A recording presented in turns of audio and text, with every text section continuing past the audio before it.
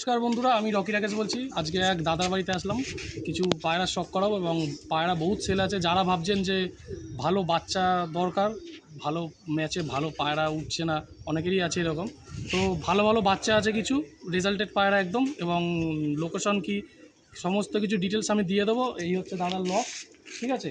তো আমি আস্তে আস্তে পায়রাগুলো দেখাচ্ছি। কিছু ধাড়ি পায়রাও আছে এবং বাচ্চা, অসংখ্য বাচ্চা আছে। যার দরকার আমার সাথে সরাসরি যোগাযোগ করে নেবেন, ঠিক আছে। তো বন্ধুরা দেখাচ্ছি, দেখতে থাকুন।